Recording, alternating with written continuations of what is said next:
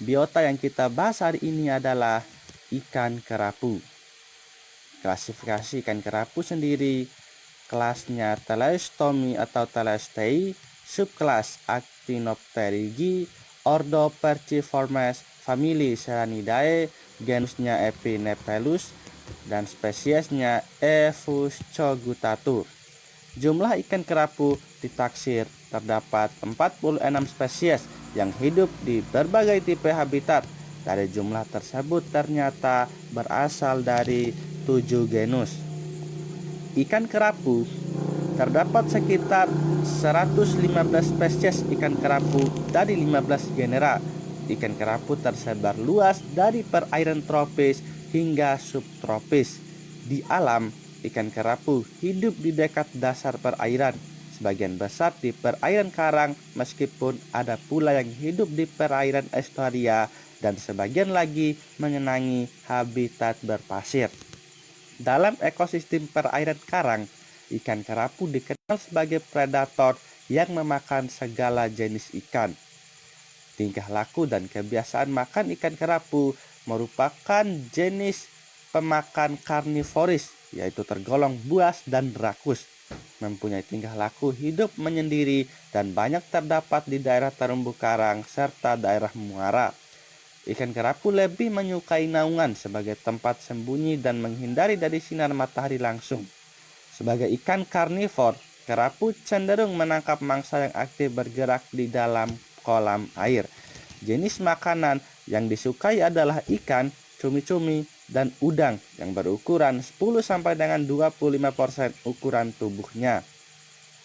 Habitat ikan kerapu banyak dijumpai di perairan batu karang atau di daerah karang berlumpur. Hidup pada kedalaman 40 sampai dengan 60 meter. Dalam siklus hidupnya, ikan kerapu mudah hidup di perairan karang dengan kedalaman 0,5 sampai dengan 3 meter. Kemudian selanjutnya ikan kerapu menginjak dewasa menuju yang lebih dalam dan biasanya berpindah ini berlangsung pada siang dan senja hari. Budidaya ikan kerapu dengan keramba jari apung atau KJA adalah sistem budidaya yang paling banyak digunakan di Indonesia. KJA telah dilakukan di Jepang pada tahun 1954 dan kemudian menyebar ke Malaysia pada tahun 1973. Di Indonesia, KJA mulai dikenal pada tahun 1976 di Kepulauan Riau dan sekitarnya, sedangkan di Teluk Banten mulai pada tahun 1979. Salah satu kelebihan KJA adalah ikan dapat dipelihara pada kepadatan yang tinggi tanpa kekurangan oksigen. Adapun teknik budidaya ikan kerapu dengan sistem KJA. Yang pertama, lokasi usaha. Ada beberapa hal yang harus diperhatikan agar KJA dapat berjalan dengan baik dalam hal tata letak. Persyaratan umum yang harus dipenuhi dalam pemilihan lokasi keramba jari apung ini adalah: 1. Terlindung dari angin dan gelombang besar. Yang kedua, kedalaman perairan ideal untuk budidaya ikan kerapu. Yang ketiga, jauh dari limbah pencemaran. Yang keempat, dekat sumber pakan dekat juga dengan lokasi keramba. Dan yang kelima adalah sarana transportasi.